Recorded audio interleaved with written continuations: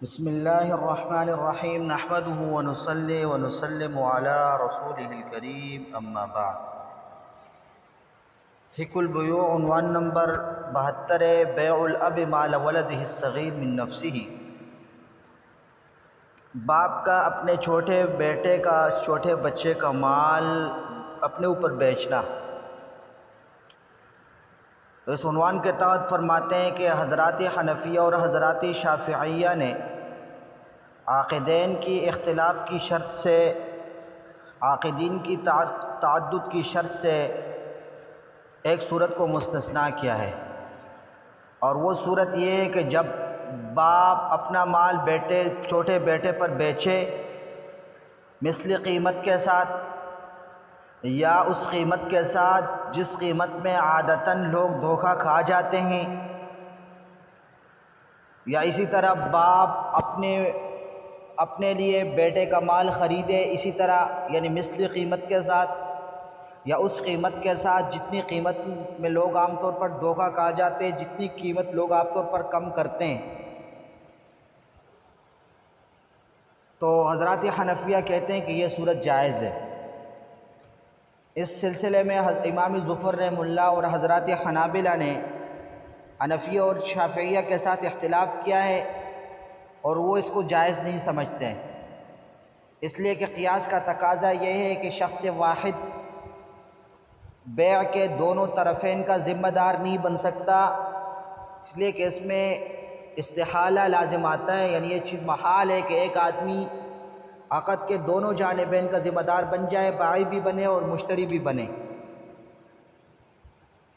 حضرات حنفیہ میں جو اصحاب ثلاثہ امام ابو حنیفہ، امام ابو یوسف اور امام محمد رحمہ اللہ ہے، انہوں نے اس عقد کو استحساناً جائز قرار دیا ہے، اور استحسان کی وجہ اللہ عز و جل کا فرمان ہے وَلَا تَقْرَبُوا مَالَ الْيَتِيمِ إِلَّا بِالَّتِي هِيَ أَحْسَنُ، یتیم کے مال کے قریب نہ جاؤ مگر اس طریقے کے ساتھ جو اچھا ہو۔ تو مثل قیمت کے ساتھ خرید و فروخت، یا اس قیمت کے ساتھ جس قیمت کو لوگ عام طور پر جتنا کم کرتے ہو، یہ اچھے طریقے سے یتیم کے مال کے قریب جانا ہے جس کی شریعت نے اور قرآن نے اجازت دی ہے۔ جہاں تک وہ قیاس جس کا تقاضا یہ ہے کہ شخص واحد بیع کے طرفین کا ذمہ دار نہیں بن سکتا، یعنی شخص واحد وہ موجب اور قابل نہیں بن سکتا، تو اس کے جواب میں ہم کہتے ہیں کہ باپ چونکہ ولی ہے اور اس کی شفقت کامل ہے، تو اس کی شفقت کامل ہونے کی وجہ سے اس کا فعل بچی کے فعل کی طرف منسوب ہوتا ہے اگر بچہ بالغ ہو، تو اس کو ایسا قرار دیا جائے گا گویا کہ بچے نے خود خرید و فروخت کیا ہے اور یہ بالغ ہے، یعنی ہم نے یہ فرض کیا گویا کہ بچہ بالغ ہے اور بچہ خود فعل کر رہا ہے، خود یہ خرید و فروخت کر رہا ہے، لہٰذا عاقد حکماً متعدد ہوئے اور محال لازم نہیں آ رہا۔ یہی امام شافعی رحمہ اللہ کا بھی مذہب ہے۔ عنوان نمبر 73 بیع ولی او وصی غیر الاب من نفسہ، باپ کے علاوہ کسی ولی یا کسی وصی کا اپنے اوپر بیچنا۔ تو فرماتے ہیں کہ باپ کے علاوہ جو اولیاء ہے یا جو اوصیاء ہے، اگر وہ اپنا مال کسی بچے کو بیچ دے یا بچے کا مال اپنے لیے خرید لے اور اس خرید و فروخت میں ظاہری نفع نہ ہو، تو یہ بالاجماع جائز نہیں ہے، لیکن اگر اس خرید و فروخت میں ظاہری نفع ہو تو حضرات شیخین یعنی امام ابو حنیفہ اور امام ابو یوسف رحمہم اللہ کے نزدیک جائز ہے، امام محمد رحمہ اللہ کے نزدیک جائز نہیں ہے، یہ حضرات شافعیہ کا بھی قول ہے۔ امام محمد اور امام شافعی رحمہ اللہ کی دلیل یہ ہے کہ قیاس وہ تو بالکل اجازت نہیں دیتا اس بات کے کہ باپ یا کوئی بھی وصی وہ بچے کا مال اپنے لیے خریدے یا اپنا مال بچے کے اوپر بیچ دے، قیاس اس کی اجازت نہیں دیتا، اس لیے کہ اس کے اندر استحالہ محال لازم آتا ہے، لیکن باپ کی کمالی شفقت کی وجہ سے شخص واحد کو، اگرچہ حقیقتاً وہ شخص واحد تھا لیکن حکماً اس کو شخص متعدد قرار دیا گیا اور اس کو اجازت دی گئی۔ وصی تو شفقت میں باپ کے برابر نہیں ہے، لہٰذا وصی کے معاملے میں معاملہ اصل قیاس پر برقرار رہے گا اور اس کی بے ناجائز رہے گی۔ امام ابو حنیفہ اور امام ابو یوسف رحمہ اللہ کی دلیل یہ ہے کہ ولی جو تصرف کرتا ہے، اگر ولی کے تصرف کے اندر ظاہری نفع یتیم کا ہو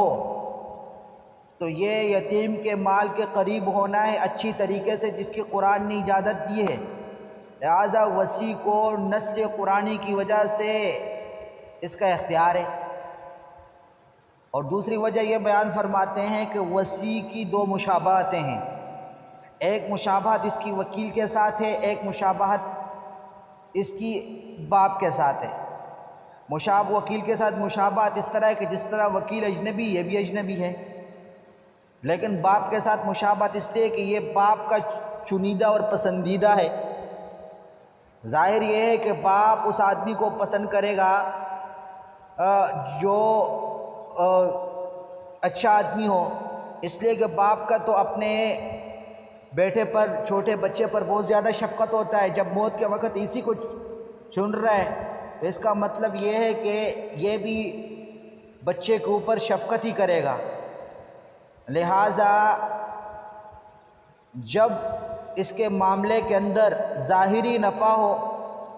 تو باپ کی مشابہت پر عمل کرتے ہوئے ہم اس کے لیے اختیار ثابت کریں گے اور اس کا وہ بیع اور وہ تصرف نافذ ہوگا۔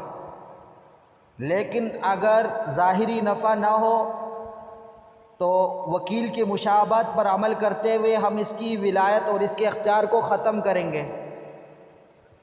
تاکہ بقدر الامکان، حتی الامکان دونوں مشابہتوں پر عمل ہو جائے۔ یہ جو مذاہب فقہیہ کی تفصیل اس موضوع کے متعلق ہم نے بیان کر دی، تو اس تفصیل سے یہ بات ظاہر ہو گئی کہ ان تمام صورتوں میں اصل یہ ہے کہ شخص واحد وہ عقد کے طرفین کا ذمہ دار نہیں بن سکتا، اس لیے کہ یہ عقد کی اصول کے خلاف ہے۔ عقد کا اصول یہ ہے کہ عقد کے اندر دو پارٹیاں ہوں، لیکن تمام فقہا کے ہاں اس اصل کے کچھ مستثنیات ہیں جو موکل کی مصلحت اور یا موکل یا منوب عنہ یعنی اصل اس کی مصلحت کی طرف راجی ہے۔ اور ظاہری بات یہ ہے کہ حضرات حنفیہ اور حضرات شافعیہ کو جو مسلک ہے وہ زیادہ مناسب ہے، اس میں بچے کی مصلحتوں کی زیادہ رعایت ہے۔ عنوان نمبر 74 کے تحت فرماتے ہیں ان کان احد العاقدین یقصد بالاخذ ارتکاب معصیۃ، کہ اگر عاقدین میں سے ایک عقد کے ذریعے سے معصیت کے ارتکاب کا قصد اور ارادہ کر لے تو اس کا کیا حکم ہے؟ تو بعض فقہائے کرام نے اس صورت میں بھی بیع کو منع کیا ہے کہ اگر متعاقدین میں سے ایک عاقد وہ معصیت کا قصد کرے اور دوسرے کو پتہ ہو۔ حضرات حنابلہ فرماتے ہیں بائع کو اگر پتہ ہو مشتری کی قصد کا کہ مشتری یہ چیز خرید رہا ہے اور یہ معصیت کے ارتکاب کے نیت سے اس کو خرید رہا ہے، گناہ کے ارتکاب کی نیت سے، تو بیع حرام اور باطل ہوگی۔ مبیع کے اندر مشتری کی ملکیت ثابت نہیں ہوگی، ثمن کے اندر بائع کی ملکیت ثابت نہیں ہوگی۔ مقنع کی عبارت میں اس طرح ہے وَبَيْعُ الْعَصِيرِ مِمَّنْ يَتَّخِذُ خَمْرًا بَاطِلًا، اس آدمی کو عصیر بیچنا، انگور کا شیرہ بیچنا جو اس کو شراب بناتا ہے، یہ بیع باطل ہے۔ علامہ ابن قدامہ حنبلی نے اس کے تحت لکھا ہے فَإِنَّمَا يَحْرُمُ الْبَيْعُ وَيَبْطُلُ إِذَا عَلِمَ الْبَائِعُ قَصْدَ الْمُشْتَرِي ذَلِكَ، کہ یہ بیع اس وقت حرام اور باطل ہوگا جب بائع کو مشتری کا قصد کا پتہ ہو، علم ہو اس کو کہ مشتری کا یہ ارادہ ہے۔ اب اس کو علم کس طریقے سے ہوگا؟ اما بقولی ہی، یا تو مشتری نے بتایا ہوگا، او بقرائن مختصہ بھی تدل علی ذلک، یا کوئی خاص قرائن ہو جو اس بات پر دلالت کر رہے کہ مشتری اس کو معصیت کے اندر مبیع کو استعمال کرے گا، تو ان دونوں صورتوں میں بیع حرام اور باطل ہوگی۔ اور اگر معاملہ محتمل ہو، محتمل کا مطلب یہ ہے کہ ایک ایسا آدمی خرید رہا ہے کہ اس کی حالت کا پتہ ہی نہیں ہے، یا جو آدمی خرید رہا ہے وہ سرکہ بھی بناتا ہے انگور کے شیرے سے اور شراب بھی بناتا ہے، اور اس نے کوئی ایسا لفظ زبان سے ہی نہیں نکالا جو اس بات پر دلالت کرے کہ یہ شراب کے ارادے سے اس کو خرید رہا ہے، تو پھر بیع جائز ہے، اور جس صورت میں حرمت ثابت ہوگی اس صورت میں بیع باطل ہوگی۔ حضرات مالکیہ کے عبارات سے ظاہر یہ ہو رہا ہے کہ بیع تو حرام ہے، یعنی بیع کرنا جائز نہیں ہے، لیکن بیع منعقد ہو جاتی ہے۔ علامہ زرقانی رحمہ اللہ فرماتے ہیں وَكَذَا يُمْنَعُ أَن يُبَاعَ لِلْحَرْبِيِّينَ آلَةُ الْحَرْبِ مِنْ سِلَاحٍ أَوْ قُرَاعٍ أَوْ سَرْجٍ وَجَمِيعُ مَا يَتَقَوَّوْنَ بِهِ عَلَى الْحَرْبِ، اسی طرح منع کیا جائے گا اس بات سے کہ حربیوں کو بیچا جائے سامان جنگ، اسلحہ، گھوڑے اور زین وغیرہ، اور ہر وہ چیز جس کی وجہ سے ان کو تقویت ملتی ہو جنگ پر۔ اسی طرح منع کیا جائے گا گھر کو بیچنے سے اس آدمی کو لمن یتخذ کنیستاً، جو اس کو گرجا بنائے، والخشبہ، اور اس طرح منع کیا جو اس آدمی کو جو بیچے الخشبہ، لکڑی کو، لمن یتخذها صلیباً، اس آدمی کو جو اس کو صلیب بنائے، لکڑی سے وہ صلیب بناتا ہے، والعنب لمن یعصر خمرا، اور انگور اس آدمی کو جو اس سے وہ شراب بناتا ہے، والنحاس، اور پیتل اس آدمی کو جو اس سے ناقوس بناتا ہے، اور ہر وہ چیز کہ جس کے بارے میں یہ معلوم ہو کہ مشتری اس کے خریدنے سے ایک ایسے امر کا قصد کرتا ہے جو ناجائز ہے، مثلا باندی کا اہل فساد کو اوپر بیچنا کہ جن کے اندر غیرت نہ ہو اور وہ باندی کو حرام مال میں سے کھلائیں گے، والمملوک ممن یعلم منہ الفساد به، اور مملوک ان لوگوں کو بیچنا، اپنا غلام ان لوگوں کو بیچنا جن کے بارے میں یہ علم ہو کہ اس غلام کے ذریعے سے وہ غلط کام فساد کروائیں گے۔ علامہ دردیر مالکی فرماتے ہیں وَمُنِعَ بَيْعُ مُصْحَفٍ وَجُزْئِهِ وَكُتُبِ حَدِيثٍ لِكَافِرٍ كِتَابِيٍّ أَوْ غَيْرِهِ، کہ مصحف قرآن کا نسخہ کی بیع کو یا اس کی کسی جز کو، حدیث کی کتابوں کو کافر کے اوپر بیچنے کو منع کیا جائے گا، خواہ کافر کتابی ہو یا غیر کتابی ہو، اور مشہور قول کے مطابق بیع تو صحیح ہے اگرچہ بیچنے سے منع کیا جائے گا۔ علامہ ساوی رحمہ اللہ اس عبارت کے تحت فرماتے ہیں وَكَذَلِكَ يُمْنَعُ بَيْعُ كُلِّ شَيْءٍ عُلِمَ أَنَّ الْمُشْتَرِي قَصَدَ بِهِ أَمْرًا لَا يَجُوزُ، اسی طرح منع کیا جائے گا ہر اس چیز کی بیع سے جس کے بارے میں معلوم ہو کہ مشتری نے اس سے ایک ایسی چیز کا قصد کیا جو ناجائز ہے، جس طرح کہ اہل فساد کو باندی بیچنا ہے، غلام بیچنا، یا زمین ان لوگوں کو بیچنا جو اس سے گرجا بنائیں گے یا زمین کے اندر وہ شراب خانہ کھولیں گے، یا لکڑی ان لوگوں کو بیچنا جس سے وہ صلیب بنائے، یا انگور اس آدمی کو بیچنا جس سے وہ شراب بنائے۔ حضرات شافعیہ فرماتے ہیں کہ اس طرح کی جو بیع ہوتی ہے اگر بائع کو پتہ ہو تو یہ مکروہ ہوگی، لیکن عقد صحیح ہوگا، بیع منعقد ہو جائے گی۔ امام شافعی رحمہ اللہ کتاب الام میں فرماتے ہیں اصل ما اذهب الیہ ان کل عقد کان صحیحا فی الظاہر الظاہر لم يبطل بتہمۃ ولا بعادۃ بین المتبایعین واجزت بصحۃ الظاہر، کہ وہ اصل اور قاعدہ جس پر میں گیا ہوں جس کی طرف وہ یہ ہے کہ ہر وہ عقد جو ظاہراً صحیح ہو تو کسی تہمت کی وجہ سے میں اس کو باطل قرار نہیں دیتا، نہ کسی متبعین کے ہاں، عاقدین کے ہاں کسی عادت و رواج کی وجہ سے، بلکہ میں ظاہری صحت کو دیکھتے ہوئے اس کو جائز سمجھتا ہوں۔ ہاں البتہ متعاقدین کے لیے میں ناپسند کرتا ہوں اس نیت کو، اگر نیت اس طرح ہو کہ اگر اس کو ظاہر کر دیا جائے تو اس سے بے فاسد ہو رہی ہو۔ وَكَمَا أَكْرَهُ لِلرَّجُلِ أَن يَشْتَرِيَ السَّيْفَ عَلَىٰ أَن يَقْتُلَ بِهِ، جس طرح میں ناپسند کرتا ہوں ساتھ ایک آدمی کے لیے جو تلوار اس شرط پر خریدتے ہے کہ اس کے ساتھ کسی کو قتل کرے گا، لیکن بھائی کے اوپر حرام نہیں ہے کہ وہ بیچ دے تلوار کو اس آدمی کے اوپر جس کے بارے میں بھائی کو پتہ ہو کہ اس کی وجہ سے کسی کو ظلماً قتل کرے گا، لِأَنَّهُ قَدْ لَا يَقْتُلُ بِهِ، اس لیے کبھی کبھی اس کو قتل بھی نہیں کرتا، اور وَلَا يُفْسِدُ عَلَيْهِ هَذَا الْبَيْعَ، میں بھائی کے اوپر اس بے کو فاسد نہیں سمجھتا۔ وَكَمَا أَكْرَهُ لِلرَّجُلِ أَن يَبِيعَ الْعِنَبَ مِمَّن يَرَاهُ أَن يَعْصِرَهُ خَمْرًا، اور اسی طرح میں ناپسند کرتا ہوں کسی آدمی کے لیے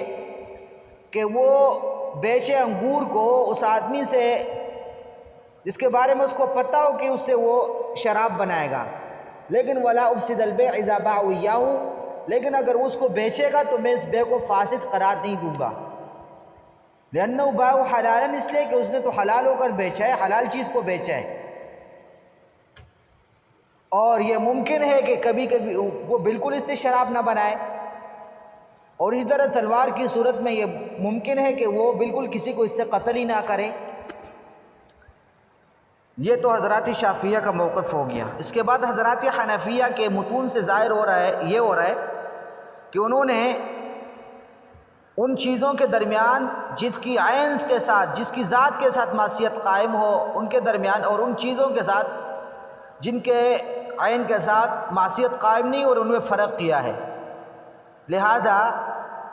جس کی عین کے ساتھ معصیت قائم ہو اس کو انہوں نے مکروہ سمجھا ہے، جس طرح کہ اہل فتنہ کو باغیوں کو اسلحہ بیچنا، اور اسی طرح امرد غلام کو، بےریش غلام کو، ان لوگوں کو بیچنا جو لواطت اور غلط کام کرنے والے ہوں بچوں کے ساتھ۔ اور جس چیز کی عین کے ساتھ معصیت قائم نہ ہو بلکہ معصیت قائم کرنے کے لیے اس کے اندر صنعت اور کاریگری کی ضرورت ہوگی تو حضرات حنفی نے اس کی بے کو جائز قرار دیا ہے۔ جس طرح کہ شیرے کا بیچنا اس آدمی کو جو اس کو شراب بنائے، یا زمین بیچنا اس آدمی کو جس کو وہ گرجا بنائے، اور حضرات حنفیہ کے عبارات اس اصل کے شرح میں مختلف ہے۔ حضرت فرماتے ہیں کہ میرے والد علامہ شیخ مفتی محمد شفیع عثمانی رحمہ اللہ تعالیٰ نے اس موضوع کے متعلق ایک مستقل رسالہ لکھا ہے جس میں حضرت نے فقہائے حنفیہ کے عبارات کو جمع کیا ہے، اور ذیل میں اس کا خلاصہ پیش کرتا ہوں، اس کی عبارت نقل کرتا ہوں، اگرچہ وہ طویل ہے لیکن وہ بہت ساری فوائد پر مشتمل ہے۔ چنانچہ مفتی محمد شفیع رحمہ اللہ فرماتے ہیں کہ اللہ کے فضل و کرم سے میرے اوپر جو بات ظاہر ہوئی ہے، ان دونوں چیزوں کے درمیان فرق، یعنی ایک وہ چیز جو ما قامت المعصیت بعینہ، جس کی عین کے ساتھ معصیت قائم، اور وہ چیز جس کے عین کے ساتھ معصیت قائم نہ ہو، تو ان دونوں کے درمیان فرق کے بارے میں میرے اوپر جو ظاہر ہو رہی ہے وہ یہ ہے کہ ما قامت المعصیت بعینہ، وہ چیز جس کے عین کے ساتھ معصیت قائم ہو، اس سے مراد ہر وہ چیز ہے کہ وہاں پر نفس فعل کے اندر معصیت ہو، اس طور پر اس معصیت کی نسبت اس فعل سے ختم نہ ہو فاعل مختار کی فعل کی وجہ سے، اور اس کی تین صورتیں ہیں کہ نفس فعل کے اندر معصیت، اس کی تین صورتیں ہیں۔ نمبر ایک کہ بیع کے وقت یا خریداری کے وقت معصیت پر اعانت کا قصد کیا جائے، لہٰذا وہ آدمی جو انگور کے شیرے کو اس قصد سے بیچتا ہے کہ اس سے شراب بنایا جائے، امرت غلام کو اس قصد سے بیچ دیا جائے کہ اس کے ساتھ برائی کی جائے، تو یہ اس بے کے اندر نافرمانی کرنے والا اس نیت اور قصد کی وجہ سے۔ اسی طرح ایک آدمی ہے، وہ گھر کو اس قصد سے بیچ رہا ہے کہ اس گھر کے اندر شراب کی کاروبار ہو، تو یہاں پر معصیت اس اجارے کے عین کے ساتھ قائم ہے، قطع نظر فاعل مختار کے فعل سے، اس لیے کہ یہاں پر نیت موجود ہے، لہذا یہ قائم بعینہ، معصیت جو عین کے ساتھ قائم ہو، اس کی پہلی صورت ہو گئی۔ دوسری صورت فرماتے ہیں کہ صلب عقد کے اندر معصیت کی صراحت موجود ہو، جس طرح کہ آدمی کہتے ہیں کہ بھائی اس شراب کو میرے اوپر بیچو تاکہ میں اس شیرے کو میرے اوپر بیچو تاکہ میں سے شراب بناؤں، یا یہ گھر میرے اوپر بیچو یا میرے کرائے پر دے دو تاکہ میں اس کے اندر شراب کا کاروبار کروں، اور دوسرا کہتے ہیں کہ میں نے دے دیا کرائے پر۔ تو یہاں پر صراحت کی وجہ سے نفس عقد معصیت کو متضمن ہے، قطع نظر اس سے کہ اس کے بعد وہ جو فعل کرے گا شراب بنانے کا یا شراب بیچنے کا، اس سے قطع نظر نفس عقد یہ معصیت کو متضمن ہے، اور اس کی وجہ وہی ہے، مبسوط کی کتاب الاجارات میں ایک عبارت ہے کہ جب مسلمان ذمی سے کرائے پر گھر لے لیتا ہے، تاکہ ذمی مسلمان سے کرائے پر گھر لے لیتا ہے تاکہ اس میں وہ شراب بیچے گا،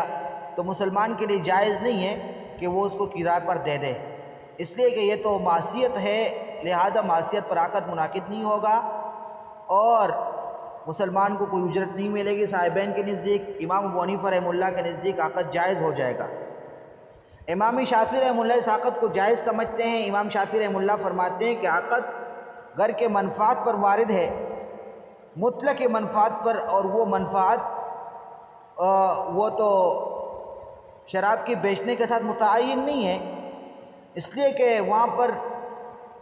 مستاجر کو اختیار ہے، کرائے پر لینے والے کو اختیار ہے کہ اس کے اندر کوئی دوسری چیز بیچ دے،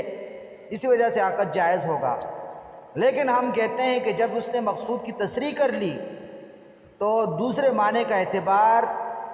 ابھی درست نہیں ہے، اور ان لوگوں نے جس معنی کی تصریح کی ہے شراب کے کاروبار کو، وہ تو معصیت ہے۔ حضرت فرماتے ہیں کہ یہ جو امام سرخسی رحمہ اللہ فرماتے ہیں کہ امام صاحب فرماتے ہیں یجوزو، تو یجوزو کا مطلب یہ نہیں ہے کہ یہ فعل جائز ہے، یعنی اس فعل کے اوپر گناہ نہیں ہے، بلکہ یجوزو کا مطلب یہ ہے کہ عقد صحیح ہے، جس طرح کہ مبسوط کی عبارت کے اندر ہے لہ الاجر، کہ اس اجارے پر اس کو اجرت ملے گا، تو مطلب یہ فعل تو ناجائز ہے لیکن عقد منعقد ہوگا اور مسلمان کو اجرت کرایہ ملے گا۔ تو یہ تو دوسری صورت تھی۔ تیسری صورت یہ ہے کہ ایسی چیزوں کا بیچنا کہ ان کا صرف اور صرف ان کو معصیت کے اندر استعمال کیا جاتا ہو، معصیت کے علاوہ ان کا کسی اور چیز کے اندر استعمال ہو ہی نہیں، تو اب اس کا تو صرف بیع اور اجارہ معصیت کے لیے کیا جاتا ہے، اگرچہ وہاں پر صراحت نہ ہو تب بھی یہ اس میں داخل ہوگا جس کے عین کے ساتھ معصیت قائم ہوگی۔ تو یہاں پر یہ ہے کہ ان تمام صورتوں میں عین عقد کے ساتھ معصیت قائم، اور یہاں پر عاقدین یعنی بائع اور مشتری نفس عقد کی وجہ سے دونوں گناہ گار ہو گئے، پھر خواہ اس کے بعد وہ اس چیز کو معصیت میں استعمال کرے یا نہیں، اور پھر خواہ اس کو اسی حالت میں استعمال کرے یا اس کے اندر کوئی کاریگری کر کے تبدیلی کر کے استعمال کر لے۔ اب اگر بعد میں وہ معصیت میں بھی اس چیز کو استعمال کریں گے اس مبیع کو، تو وہ پھر خصوصی طور پر دوسرا گناہ فاعل کے اوپر ہوگا۔ تو اب یہ دیکھیں، پہلا جو گناہ ہے تو وہ فاعل کے فعل سے قطع نظر اس بے کے اندر گناہ ہے اور اس کی وجہ سے عاقدین دونوں گناہگار ہوئے۔ اب جب دوبارہ اس چیز کو یہ معصیت میں استعمال کرے گا تو دوسرا گناہ ہوگا اور وہ صرف فاعل مختار کے اوپر ہوگا۔ تو فرماتے ہیں آگے امام مفتی شفیع صاحب کہ یہ جو 3 صورتیں ہیں اس کو آپ ایک صورت کی طرف بھی راجع کر سکتے ہو، اور وہ صورت کیا ہے؟ قصد اور نیت۔ اس لیے کہ پہلی صورت میں تو قصد صراحتاً موجود ہے اور دوسری اور تیسری میں بھی حکماً اور معناً موجود ہے، اور جو اس طرح نہ ہو تو یعنی فعل معین کے عین کے ساتھ عقد کے ساتھ معصیت قائم نہ ہو تو یعنی جو اس طرح نہیں ان 3 صورتوں میں سے نہیں ہو تو وہاں پر عقد کے ساتھ معصیت قائم نہیں ہوگی۔ وہ تمام جزیات جو ذکر کی جاتی ہے یعنی بیع العصیر، بیع الامرد، بیع الجاری المغنیہ، بیع الکبش النطوح، بیع حمام الطیارہ اور اجارت البیت لبیع الخمر واتخاذہ بیت نار او کنیسہ، یہ ساری کی ساری اس قسم میں داخل ہے، یعنی جس کی عین کے ساتھ معصیت قائم نہ ہو، لیکن اس شرط کے ساتھ کہ بے کے وقت معصیت کی نیت نہیں کیا ہو اور عقد کے اندر معصیت کی تصریح نہیں کیا ہو، اور وہ چیز خالص معصیت کے اندر صرف اس کا استعمال نہ ہو۔ یعنی یہ تمام صورتیں، یہ جتنی بھی مذکورہ جزیات ہیں کہ ایک آدمی انگور کا شیرہ بیچتا ہے، ایک آدمی امرد غلام بیچتا ہے، ایک آدمی گانے والی باندی بیچتا ہے، ایک آدمی جو ہے نا سینگوں سے مارنے والا مینڈا بیچتا ہے، ایک آدمی وہ کبوتر بیچتا ہے جو اوپر بہت زیادہ بلند اڑان بھرتا ہے، یا اسی طرح ایک آدمی کرائے پر گھر دیتا ہے شراب کے کاروبار کے لیے، یا ایک آدمی کرائے پر گھر دیتا ہے کنیسے کے لیے یا کسی دوسرے معبد خانے کے لیے غیر مسلموں کی۔ تو فرماتے ہیں کہ یہ تمام صورتیں جب تک ان کے اندر معصیت کی نیت نہ ہو، عقد کے اندر معصیت کی تصریح نہ ہو، یا ان کا صرف اور صرف معصیت میں استعمال نہ ہو تو یہ دوسری صورت میں شامل ہوں گی، یعنی جس کے عین عقد میں معصیت نہ ہو اسی کے ساتھ ہو، لہذا اس صورت میں یہ تو مکروہ ہوگا، اس کا حکم آگے آ رہا ہے۔ تو فرماتے وَعَلَى هَذَا فَرَقْتُ هَذِهِ الْجُزْئِيَّاتِ كُلَّهَا مِنْ بَابِ الْإِعَانَةِ عَلَى الْمَعْصِيَةِ حَقِيقَةً، لیکن اگر یہ 3 صورتیں ہوں تو پھر ان تمام جزیات کو کی تخریج کی جائے گی اعانت علی المعصیہ حقیقتاً کے باب سے، اور یہ تمام صورتوں میں عقد جائز نہیں ہوگا۔ لیکن یہاں پر معصیت کا ایک اور معنی ہے جو اعانت کے معنی کے قریب ہے، اور وہ ہے تسبب، یعنی عقد کے اندر مبیع کے اندر جو ہے نا اس چیز کو بیچنے میں معصیت پر اعانت نہیں ہو رہی لیکن وہ معصیت کے لیے سبب بن رہے ہیں، تو وہ بھی حرمت اور کراہت سے خالی نہیں ہے اگر معصیت کے لیے سبب بن رہا۔ اگر معصیت کے اوپر مدد مل رہی ہو وہ تو بالکل ناجائز ہے اور حرام ہے، اس کی صورتیں اوپر گزر چکی، لیکن اگر معصیت کے لیے سبب بن رہا ہے تو وہ بھی حرمت اور کراہت سے خالی نہیں ہے۔ اب اس باب کی جو ضابطے کی تنقیح ہے تو دیکھیں، اعانت علی المعصیہ، معصیت پر مدد کرنا یہ تو مطلقاً نص قرآنی کی وجہ سے حرام ہے۔ اللہ تعالیٰ فرماتے ہیں وَلَا تَعَاوَنُوا عَلَى الْإِثْمِ وَالْعُدْوَانِ، اور گناہ پر اور ظلم پر ایک دوسرے کا مدد نہ کرو۔ اللہ تعالیٰ فرماتے ہیں فَلَنْ أَكُونَ ظَهِيرًا لِلْمُجْرِمِينَ، میں ہرگز مجرمین کا مددگار نہیں ہوں گا۔ تو اب حقیقتاً اعانت اس صورت میں ہوتی ہے کہ جب معین کرنے والے کے فعل کے عین کے ساتھ معصیت قائم ہوتی ہے، جس صورت میں، اور معین کرنے والے کے فعل کے عین کے ساتھ معصیت اس وقت قائم ہوگی کہ جب اعانت کی نیت ہو، اعانت کی تصریح ہو، یا اس شے کا صرف اور صرف استعمال معصیت کے اندر ہو رہا ہو، معصیت کے علاوہ دوسرے استعمال کا احتمال ہی نہیں ہے،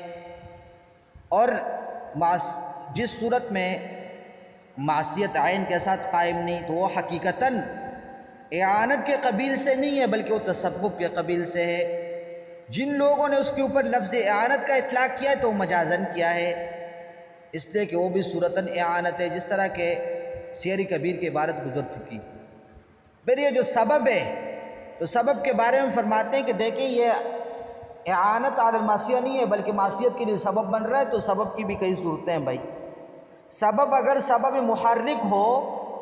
اور داعی الی المعصیت ہو، یعنی سبب ایسا ہو کہ وہ معصیت کی طرف محرک اور معصیت کی طرف داعی ہو، تو پھر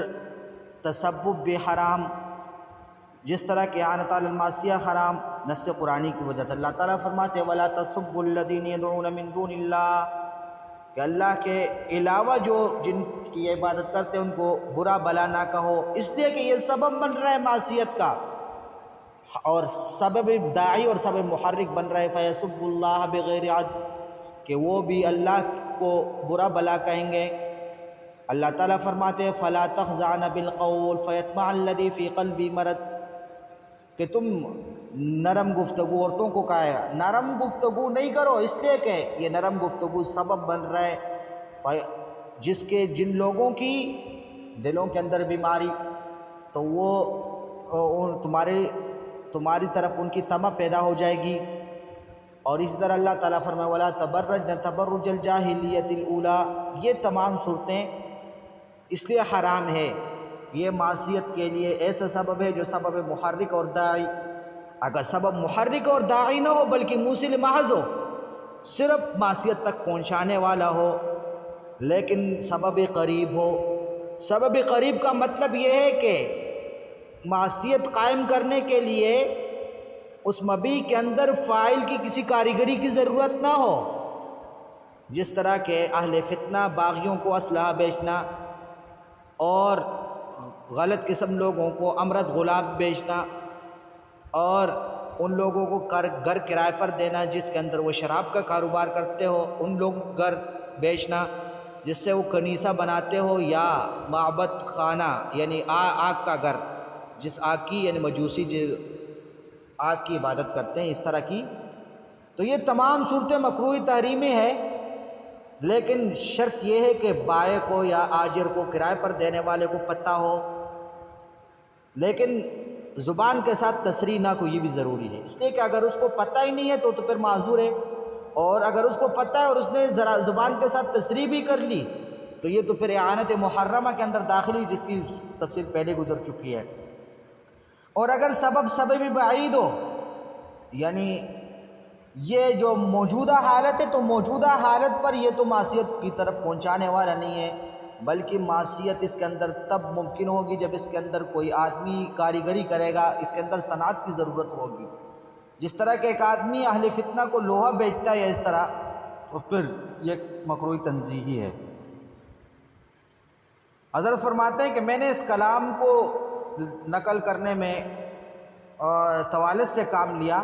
اس لیے کہ یہ انتہائی خوبصورت کلام ہے، اور اس کلام کی وجہ سے حضرات حنفیہ کی عبارات کے اندر تطبیق ہو جاتی ہے جو اس موضوع کے متعلق بظاہر مضطرب نظر آتی ہے۔ اس عبارت کا خلاصہ یہ ہے کہ انسان اگر معصیت پر اعانت کا قصد کرے تو اس کی 3 صورتیں ہیں، اور 3 صورتوں کے مطابق وقت حرام ہوگا، عقد منعقد نہیں ہوگا، بائع گناہگار ہوگا، اور اگر وہ قصد نہیں کرتا معصیت کا اور بیع یہ معصیت کا سبب بن رہی ہے تو عقد تو حرام نہیں ہوگا، لیکن اگر سبب محرک ہو تو بیع بھی حرام، اور اگر سبب محرک نہیں ہو، سبب قریب ہو، یعنی حالت موجودہ میں بھی اس سے معصیت کے اندر اس کو استعمال کیا جا سکتا ہے اور کسی اس کے اندر صنعت جدیدہ کی ضرورت نہیں ہے تو بیع مکروہ تحریمی، اور اگر حالت موجودہ میں اس کو معصیت میں استعمال نہیں کیا جا سکتا تو بیع مکروہ تنزیہی ہے۔ آج کے لیے اتنا ہی کافی۔ السلام علیکم ورحمۃ اللہ۔